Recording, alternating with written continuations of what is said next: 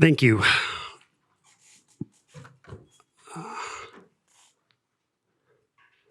Are we up here? There we go. All right. It's good to be back in Wrocław again. I think last time I was here, it was 2018. It was March, and March in Poland can still be frigid. It was incredibly cold. Reminded me of growing up in Alaska. I'm not joking. So the first thing I'd like to get out of the way, this isn't a sales pitch. I am the author of TestBench, and yeah, of course, I believe it's worth checking out, and I will be introducing it to you, but it's a very simple tool, and so I don't think its value is particularly apparent at first glance. So the sort of code snippet that's trivial enough to give you the gist of it, it's not going to look much different from other frameworks. So I'm going to actually interleave both its history and my history developing TestBench in this presentation. So if I wanted to kind of title the story of the story of TestBench, I might start with how I learned TDD the hard way. But hard doesn't really even begin to describe it. A better way to phrase it would be how I learned TDD in the most excruciating, agonizing, painful way imaginable. So some of you have known me for a few years might have an idea of where this is headed. So TestBench and TDD are inextricable. What makes TestBench unique is that it was produced by the process of test-driven development. Because remember, when XUnit frameworks emerged, actually before I ever even learned how to code, so I'm not sure anybody would remember that, but tools for test automation kind of predate TDD. So when I say what makes TestBench unique is that it was produced by TDD, or I used TDD to create it, I mean something novel here. It doesn't mean that I wrote tests first, although I did. It also doesn't mean I did red-green refactor, although that happened too. It's about validating every step of the way through the lens of the test automation. So a little bit about me. I'll go into a few gory details about myself here because it's part of communicating the central point here. I am one of those 90s kids who grew up with a computer and BASIC. If anybody recalls this time, we'd get magazines with little video games that the source code was printed out in the back, and I learned to program by transcribing line for line the code in the magazine into QBasic. And that's kind of how I learned. I also started teaching myself guitar, just as a side note. I was pretty good for a self-taught amateur, but I really couldn't keep time. In fact, if I had gotten a teacher, they would have put me on a metronome and just had me practice over and over to a clock because I always rushed. And that's a very, very consistent theme. It's a significant limitation of mine that I have to constantly overcome a temptation to rush. Even right now, I just feel like just blistering through this presentation. But yeah, I have to take a beat. Motivating myself for school was tough. If it wasn't fun, I wasn't really going to do it. I was really more into video games and fantasy novels. I wanted to be a hard worker, but it really just didn't. It just really didn't happen for me. And I dropped out of university, actually. But I did find a job in programming soon after dropping out. And I was really actually good at what I thought that job was. And this is not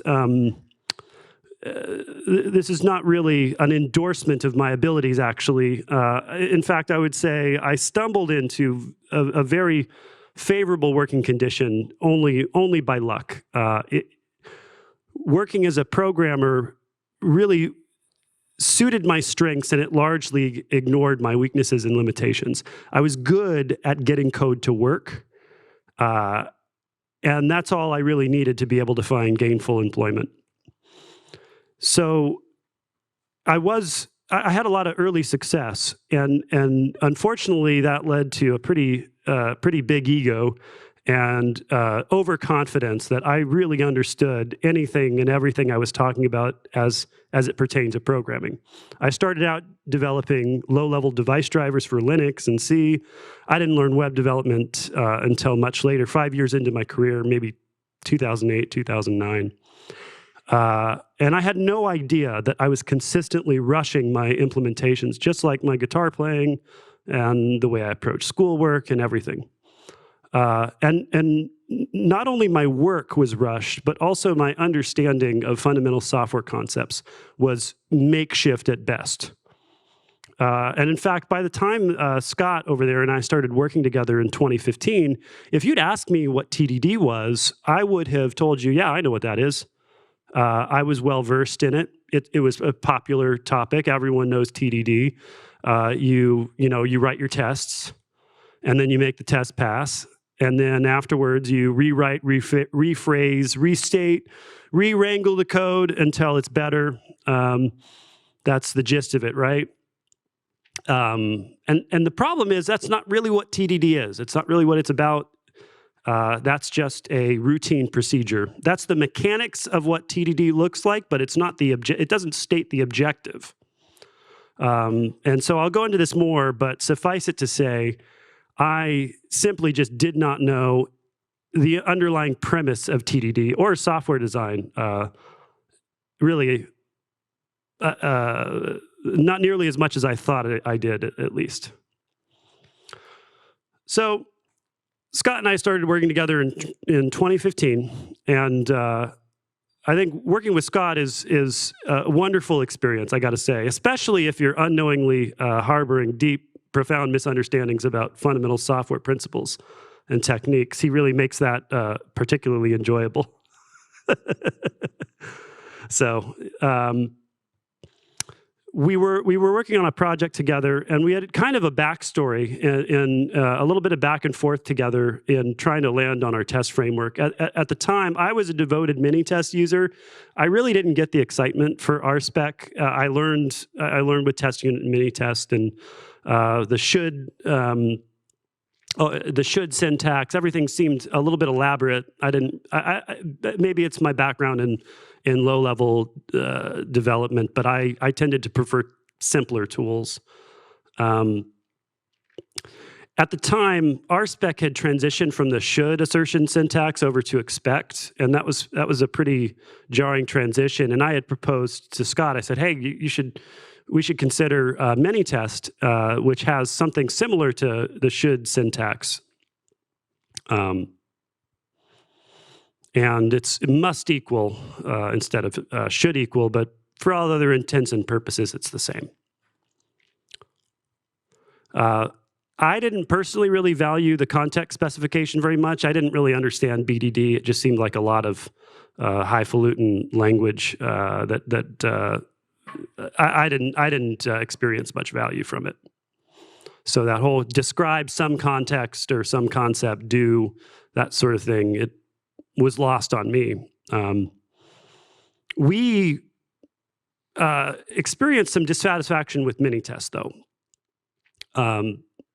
Scott had pointed out at the time, must equal and should equal, these aren't semantically equivalent, and should is an important part of the BDD vocabulary. So I said, okay, whatever you say, Scott. There is no refute raises. I don't know if I have time to really get into the subtle point of why that's important, but another consideration here, again with the BDD, the output is just green dots. And the problem with green dots when you're trying to use a test automation tool for context specification is you don't end up reading any of the text that you write. Because you don't end up reading any of the text that you write, it ends up really not mattering. And that's probably why a lot of people like me never really understood, never really got the value of BDD, because we're so used to just seeing dots. When you do set up spec output, unfortunately with Minitests, you have to invoke a method titled I suck and my tests are order dependent. Otherwise, you get a completely random order each and every time, which is, I guess I get the joke, but it is a little bit flippant, right? So anyway, Scott and I were having a cup of coffee at a local coffee shop in Austin. We were talking about these test frameworks, and we thought, gosh, wouldn't it just be nice if your test files were just scripts? That's it. Ultimately, automated tests are just procedures. Why don't we just write procedural code? That's what scripts are really good for. We just want to be able to run them with Ruby. We don't need assert equal or assert in epsilon or assert JSON. We don't need any of those elaborate assertions, because for us, the way we operate, we pretty much have log output for each and every value that goes through any of our objects. So we could already see the data that we needed to see. We really didn't need anything that was particularly elaborate. Something like this, the ability to establish our contexts and write a little bit of prose, and then have test, test, test with assert or refute in each block. And because there's nothing really complicated about this, this was actually a pretty simple thing to script up. So this is actually what test bench looks like. It's very simple, and this is what the output looks like. It's the context and tests that you put in your test show up in your output. So I sketched an initial Bootstrap implementation. That is the wrong animation speed. And all it is assert, refute, context, and test. By the way, the mistake in animation speed is just going to repeat itself for the rest of the bullet points in this slide. So there you go. So our DSL just had these 6 methods in the initial implementation, although we didn't have assert raises or refute raises until a little bit later. And we released this, I think, yeah, March 31st, 2016 is when our first kind of usable release was uploaded to Ruby Gems. And this is really when we transitioned all of our projects at work over. We were on the same project together. We transitioned everything over to test bench from Minitest spec, and we started using it exclusively.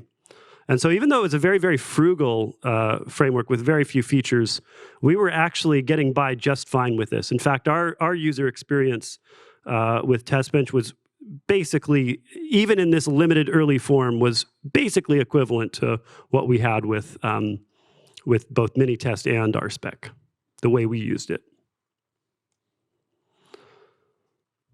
So a few years later, in late 2018, I decided to undertake a rewrite of test bench that ultimately culminated in its official V1 release. And I decided to use TDD to help do what TDD is for, which I'd come to realize was about improving the quality of your designs and your implementation. So the problem is, I was working with Scott, and it was quite an experience. My implementations at work, they were consistently just not good enough, and we would just kind of go back and forth, and there was just glaring mistakes that were showing up over and over. And I was largely missing them until they were pointed out. And pretty much the common cause was rushing. And in reality, it was that first 20% of the effort that I found really enjoyable. And so I was just kind of declaring the work done when I had simply got it working. I wasn't really doing the refactor step in red-green refactor. What I was actually doing was rearranging code in my editor, thinking that was refactoring, because I was good at that and that was fun. What is not fun is meticulously and relentlessly spotting mistakes and correcting them. And a very common theme for me was running entirely afoul of design principles. And I was so sick of just these brutal code reviews that I wanted to learn how to get implementations right the first time. But to do that, I was going to need to stop making so many mistakes. And this is something that Scott and I talk about a lot. What is a mistake? A mistake isn't merely a defect or a malfunction. In the world of knowledge work, anything that obstructs our human understanding is a mistake. And so the target that we're reaching for, always, that we're continuously striving for, is implementations that have no obstructions to understanding. So I kind of set some ground rules for myself. I said, I'm going to spend my spare time in what ended up being a fairly Herculean effort to re-implement Test Bench, but comporting to a process that was going to get me better results and hopefully get me practice working at a higher level of implementation quality. So my motivation was I wanted to eliminate all those design mistakes that were caused by the rushing that I was doing. The stipulations were, I was actually I decided to put useful objects into play on my own project. The previous incarnation of Test Bench was just done the way that I had been accustomed to writing code before Scott and I even started working together. Another stipulation was I was going to obey design principles without compromise this time. I wasn't going to try to rationalize why I could sort of skirt or take shortcuts. And if I ever encountered a mistake or I discovered a mistake along the way, I was going to correct it immediately, and not just correct the mistake, but when you're working with an implementation that's got many different sort of a constellation of objects. If you have a mistake deep in the bowels of your implementation, a lot of times there's, generally speaking, a rippling effect of those mistakes out to the adjacent objects. And so I would also agree to correct any and all fallout caused by the whatever original mistake was made. And if I reached any point where I no longer felt in control of the implementation, then I would start over completely. But in order to prevent total loss, I would set up checkpoints, known good positions where at least part of the implementation I knew was good and well understood. And I would trust the process. So what I'm describing is actually highly obsessive compulsive behavior. I really don't recommend doing any of this. I'm hoping that maybe y'all can take away, if you can take away anything, if we trust design principles and we trust a fairly meticulous process, if we approach our work with discipline, then we don't have to go through what I went through. And if we constantly challenge, do I really understand this thing as well as I think I do? That'll also help avoid kind of my big pitfall. So I was spinning my wheels. So initially I didn't have any checkpoints yet, so I was just wiping the project clean over and over and over, which was extremely just dispiriting. So I started using Git to create these checkpoints where I reworked the way I was doing the Git history so that the earliest commits in my branch were the inner core classes that were used by downstream classes. And that allowed me to leverage interactive rebasing, so I could go back if I found a mistake in one of the most inner sort of core classes, I could interactive rebase by going by backtracking to where that inner thing is the only commit in the project, make the correction, and then walk through every subsequent commit, each one containing a new piece, a new class that I introduced. And run the tests at each point and make sure, okay, I've got I've got a known good state. It's a little bit like lead climbing. And actually, this process caused useful objects to make a lot more sense because I began to really see the value of encapsulation.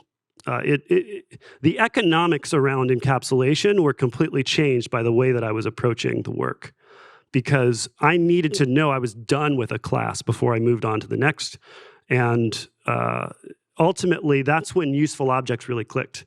I understood that I was completing an implementation of a class by providing everything a downstream user of that class is going to need. So I was in way over my head. At one point, this is not something I'm proud of. I had set aside work on TestBench altogether to develop a completely different framework for controlling terminal output styling. My journals from this time period are an absolute mess. And this TestBench rewrite, which was now deviating into terminal output styling, had become a second and third full-time job for me.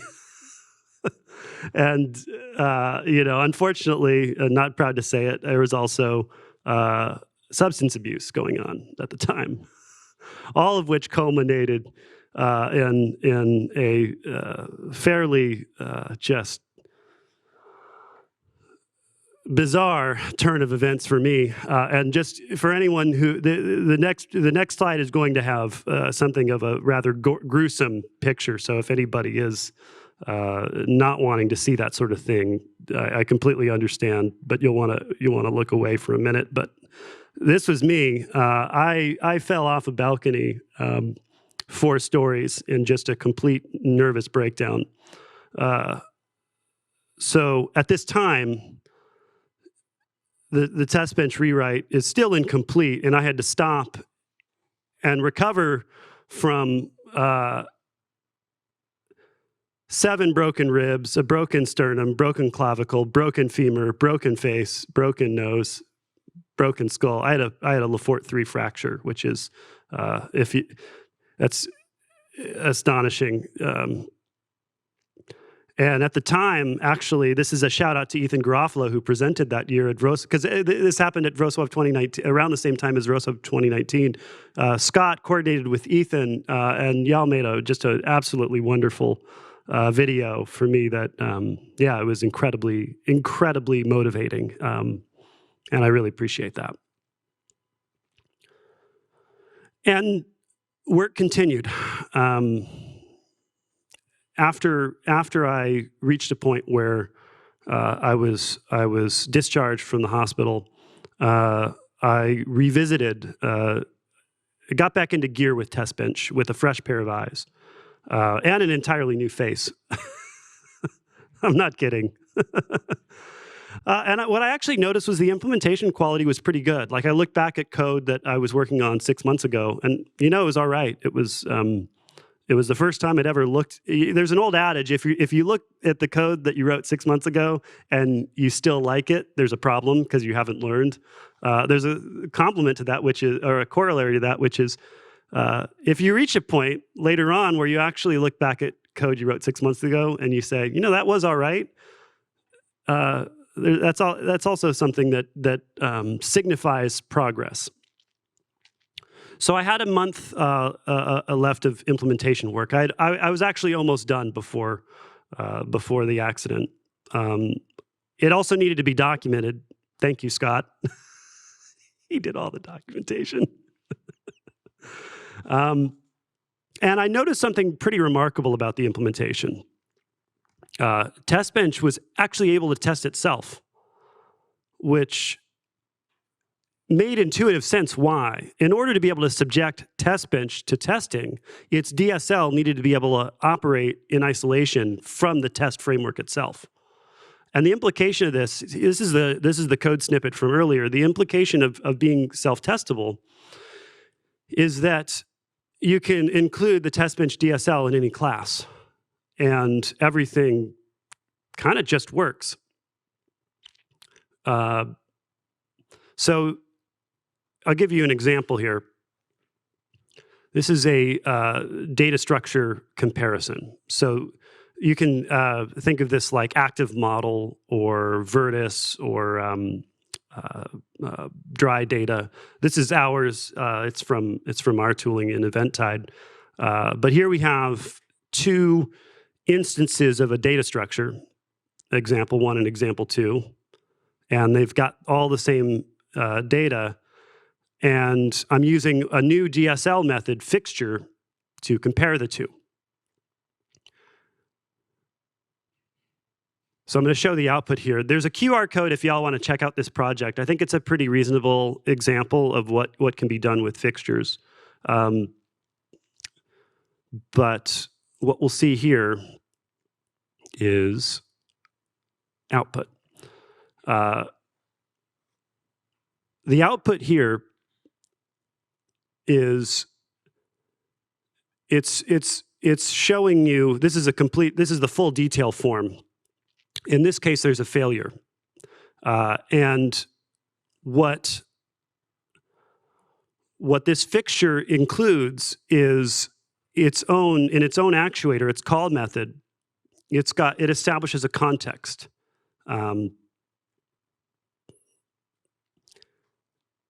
Attributes.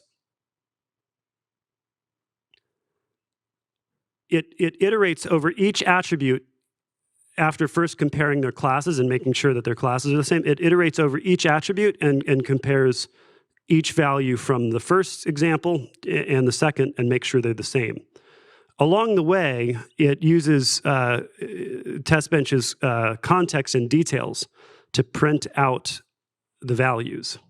If you run this while it passes, you'll also see all the data.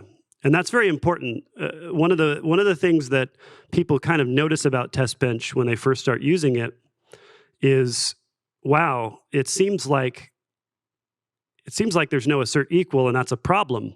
It doesn't prove to be a problem in practice because we very commonly always end up having comments and details now in our test output. And the real nice thing about that is when you put meaningful information in an assertion failure message, it's going in an exception, which means when you don't have a test failure, you actually cannot inspect any of the values, which is rather unfortunate. So we tend to like this a lot better, actually. So there's kind of 3 sort of main takeaways here. We learned through this process that test code actually can be generalized and composed just like regular code. And in fact, when we dig into our fixtures for Eventide, we have fixtures that depend on other fixtures that depend on other fixtures. So we can, for example, we have a fixture for message handlers. And if a message handler writes an event, and we want to perform an assertion where we compare the event that we wrote with some other control example, the fixture for message handlers can invoke the same schema equality fixture that I just showed in order to compare two events, because events are data structures. So the ability to kind of build up from test objects to higher level test objects, excuse me, is a really valuable thing that test framers can facilitate when they allow for it. And that also means something really cool, which I think it kind of breaks a logjam in the test automation world. I think that there really hasn't been anything new to test frameworks in a long time. After BDD, it's like at some point the pioneering stopped, and I think now we're starting to see, especially in our projects that we're still working on together, we're starting to see new fixtures kind of emerge, and I think it's kind of made for a new frontier, or it's allowed for a new frontier, which is exciting. And I think ultimately, I guess there's a reality here where a lot of the software development world is kind of going one way. They're doubling down on static types and trying to leverage increasingly sophisticated compilers to help not only verify our code, but help do a lot of help provide a lot of the benefit that we get from TDD. If you listen to a lot of high-level functional programmers, one thing a common refrain is their static types allow them to see their design better, and they can reason about their design through the lens of their types. The problem that I have with this, the reason why I'm still kind of bullish on TDD and dynamic typing, is compilers are really limited to a very molecular view of your code. They can analyze it, but only its syntax and its rudimentary types. There's no ability to build on top of a compiler because it's kind of a closed system. You implement your types using the compiler, and you build types on top of other types. But the compiler can never see anything other than what it's limited to seeing. Whereas our test objects are increasingly built on top of higher and higher level test code, which is incredibly invaluable. There's no technical reason why test frameworks can't be subjected to tests, and thus TDD. And I think one of the things I learned along this process is I started to see, I mean, we knew from the outset that we really didn't need assert equal, but it started to make sense why a lot of the decisions made by XUnit don't hold up from design principles perspectives. For instance, there's kind of a cohesion problem with typical assertion collections. For example, when you are working with Minitests, you have an assertion method, assert in epsilon, which is only useful when you're wanting to prove that a floating point number falls within a certain range of between two numbers. I've never used that in my life, and yet it's on every single Minitest test case because all the assertions get mixed in. This is a cohesion problem. Like when your implementation depends on something that has a variety of different methods, most of which you never use, this actually is the very kind of design problem that TDD shows us when we're looking at our tests with a scrutinizing eye, examining the design. And ultimately, a very, very critical takeaway here is it was just an accident that these incredibly useful fixture objects came out of developing TestBench. It was a happy byproduct that wouldn't exist without test-driven development.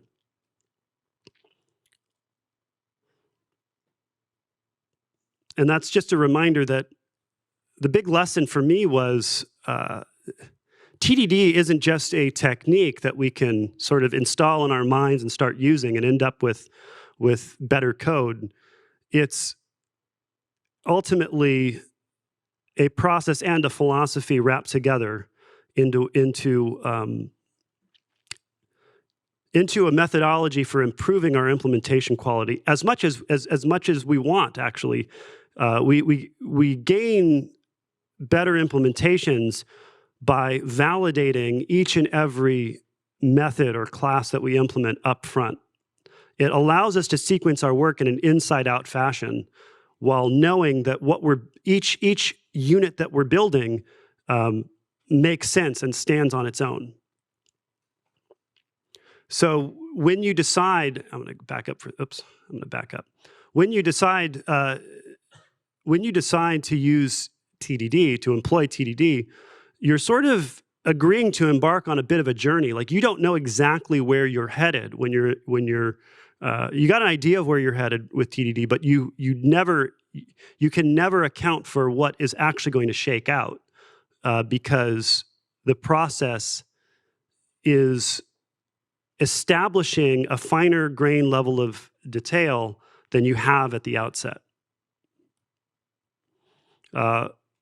And context specification is really important. I think our spec brought it to the world, and it's in as much as validating our designs through the lens of our tests, the introduction of technical writing as part of that, it added to the reinforcement aspect of TDD. we spend so much time agonizing over the language that we put in our contexts, but what that ends up doing is providing extra reinforcement or indicators that we're on the wrong track. If we can't articulate what we're doing with clear, simple, concise technical language, then we actually don't know what we're doing at all. And similarly, when it's time to document our software, as an aside, having the technical writing in our tests gives us a leg up. It gives us the language that we can use, the vocabulary, which is why in RSpec, it's no coincidence that when RSpec transitioned over to its green dots output by default, soon after a best practice emerged where you describe your class in the outermost describe block, and then the next thing you do inside those blocks is list method names. On some level, I think those two are related, because once we stopped really paying attention to our output, our specification, we weren't doing context specification anymore. And so I think that's something that's been sort of lost over the years. I guess the final takeaway here is, even after many years of development and everything we went through, there's still a lot of room for improvement, and that's okay. One of the big lessons that I've taken away from this is the adage that software is never done is true, but I always took it to mean the software is still awaiting some future elaboration. It's actually, the way I look at it now is actually more the process of perfecting software never ends. And I'm kind of reminded of my soccer coach in high school. He had a really, really great turn of phrase that he used a lot. That practice makes, he said, practice doesn't make perfect. That's a common expression in English. Practice makes perfect. It does not. Practice makes permanent. Only perfect practice could make you perfect at something. And of course, perfect practice is also a Platonic ideal, not necessarily attainable. But what I took away from developing TestBench and the way I did it is, even though I went really slow, like TestBench is 5,000 lines of code, and it probably took me 5 years to write. From an industrial perspective, nobody could ever justify paying a programmer to work at that incredibly glacial pace. But what I can do on my first try when I'm approaching a new problem now has been enhanced because I've practiced at a different level. And I think that's probably the lesson. I would say I would credit Scott as the one for teaching me. That's the most important lesson. Is everything that you do, you're getting better at. If you don't choose to do your best, you're getting better at less than your best. And that's ultimately the biggest opportunity for improvement that we have is practicing at a higher level, slowing down and improving every line of code. Looking at everything we do as an opportunity for improvement. That's it.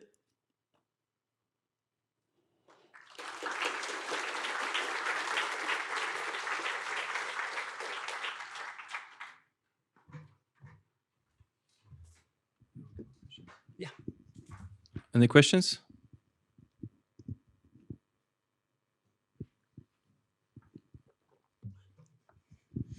You kept mentioning fixtures, or there was a few pieces of terminology in there, I think that deserve some clarification. Because if you say fixture from the TestBench perspective, and I'm a Rails developer, I will not have the right conclusion, or the same conclusion. So maybe clarify what we mean by that. Yeah, and clearly I skipped the presenter note that I wrote for myself to cover precisely that.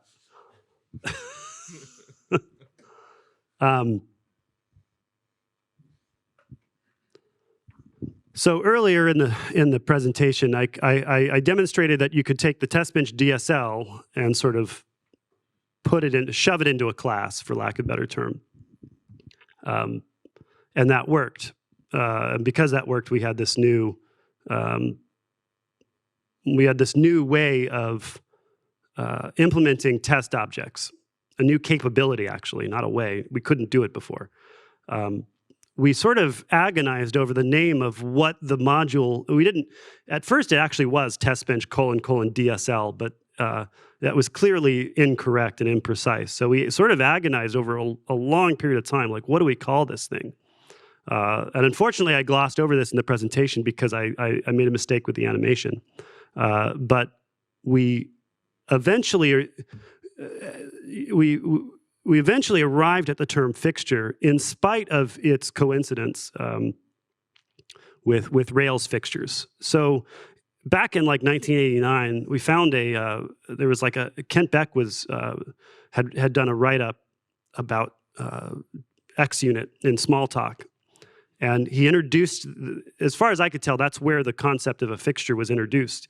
And according to his writing way back in 1989, a fixture was essentially a device for testing something. So it was behavioral, not data. When DHH wrote Rails, there was a need. I'm trying to be charitable here. There was a need to be able to stick a bunch of data in YAML files and load it into your database. That was a need that he had, and I'm sure that there is some lineage back to the original meaning of fixtures that kind of made its way over time into becoming what active record fixtures were, but unfortunately, there's ambiguity that we're introducing with testbench that couldn't be avoided. I've always told people, if you can find a better term than testbench fixture, I'm all ears. One way to think about a fixture is like a light fixture. When you install a light bulb into a light bulb fixture, that fixture powers the light bulb and holds it in place. And similarly, a test object is kind of like a fixture in that sense, that it can test other objects. It can exercise them. So that's the story, the story behind testbench fixture. Thank you for the call out, Scott.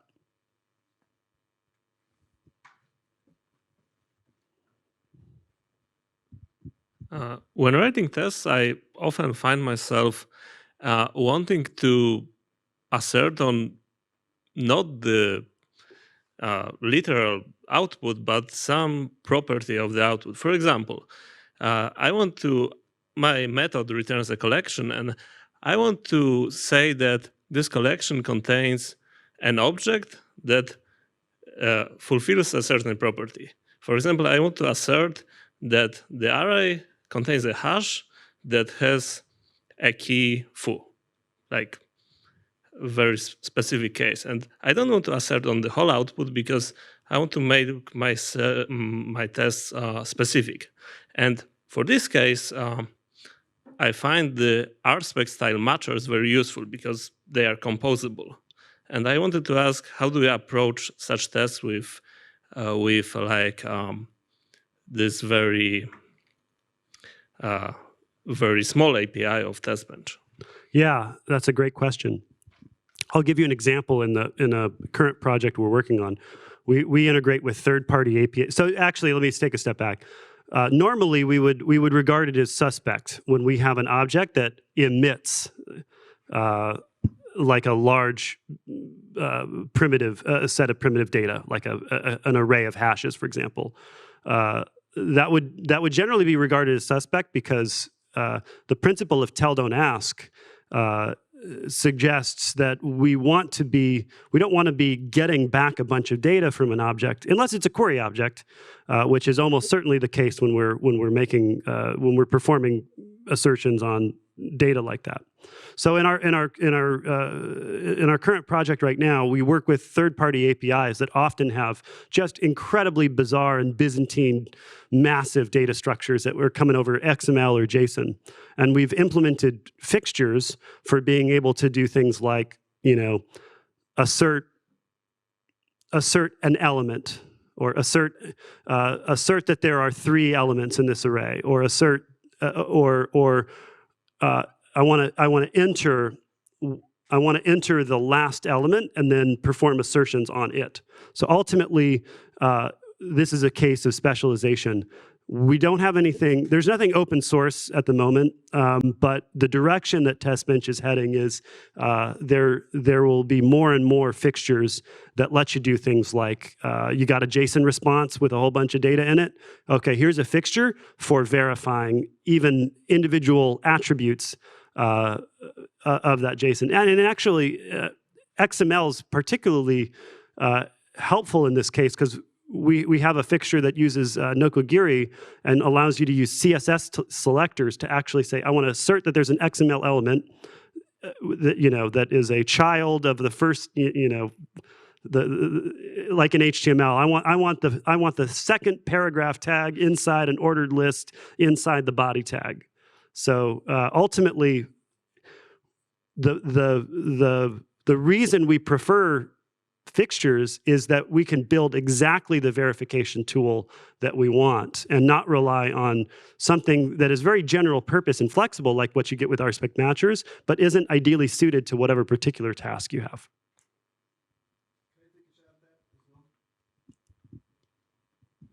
Whose question was it?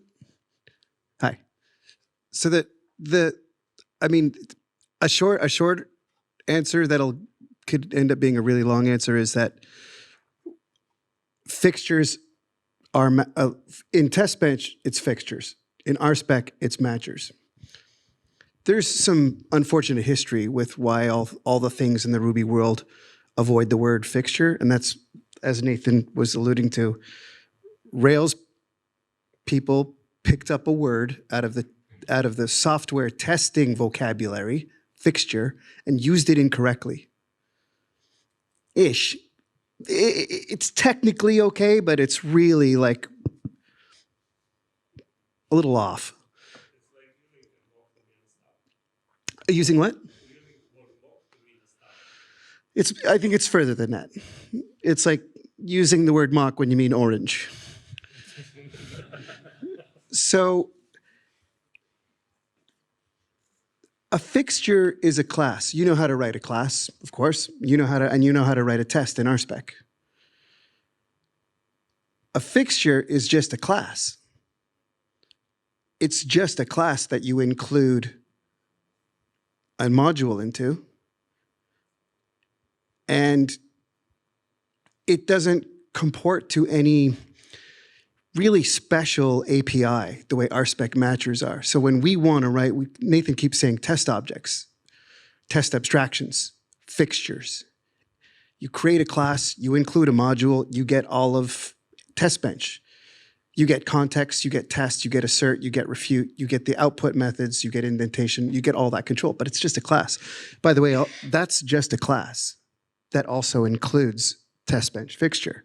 That's a script, like that would be in your test script, your test file, the RB file. So there's no different way of doing this stuff in TestBench the way there is with something like RSpec, and not just RSpec, but others. It's a fundamentally different API and set of technologies in RSpec to just create a test object. And it shouldn't be so vastly different. And the reason why it has to be is because RSpec is incredibly elaborate for no good reason. All of your tests come down to one thing. Is something true or false? So use the introduce explaining variable refactoring. And if that's not familiar, for all you folks who use the word refactoring, highly recommend reading the book. It makes your it'll inform your conversations a lot more. But there's a refactoring called introduce explaining variable, which just basically means declare a variable and assign it some value, but make that variable name really indicative, really sensible, really readable. That's why we don't have assert equal or assert this or assert that. Or it's just we introduce an explaining variable, and it's always a Boolean, and we either refute or assert on that Boolean. And we don't get specialized output because there's a fundamental thing about specialized output from our spec. Most people don't read it until there's a problem. And when there's a problem, you're usually dropping right into the test to do binding.pry or to do puts. And if you're doing that anyway, then why do you need an elaborate framework to do output when you're about to go in and do debugging? So we don't have all that tooling is for debugging. But all it does is tell you that you need to debug something, but you know that because a test failed. So if you really dig into why all of this stuff exists and you start pulling away all the things that aren't strictly necessary, which is everything we're supposed to do as software developers, you basically end up with a way to structure tests in a nested fashion, and a way to assert, and a way to refute, and a couple more things like catching exceptions. And that's it. And when I want to create a matcher, I don't have to go worry about like, oh, what's the matcher API? And how do I write a should? And where do I put the space? Is it RSpec2 where the space is before the B, or it's an underscore? Like all that's gone. Like it's assert and refute. It's not elaborate. So if you're looking for stimulation from elaborate things, which isn't also an unfortunate programmer thing, this is not going to help you. If you're looking for stimulation from an engineering perspective, which is eliminate complications rather than invite complications, then TestBench is amazing. And again, we don't even, it's not matchers, it's just write an object. You know how to write an object? You put methods on it, you put a call method on it, bing, bang, boom. It's super, super easy.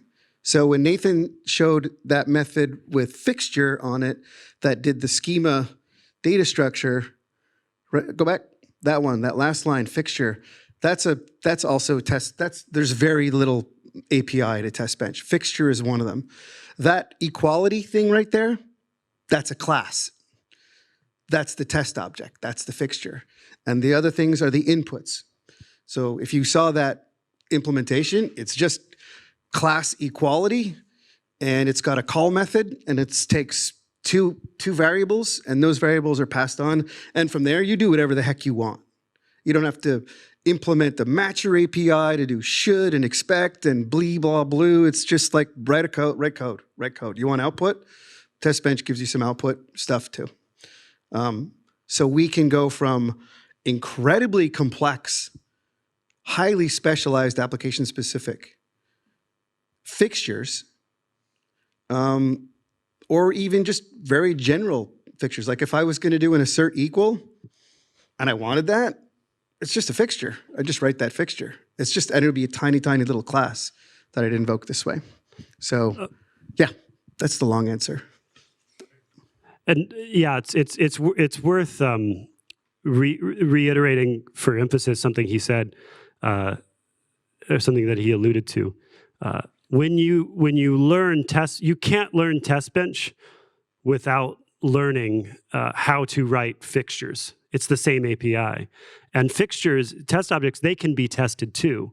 So you can prove that a fixture passes when it should pass, and you can also prove that a fixture fails when it should fail. And so our test code can be made robust because it can be tested as well. With one API. Yeah. Okay, I think the time is over now, so thank you, Nathan. Yeah.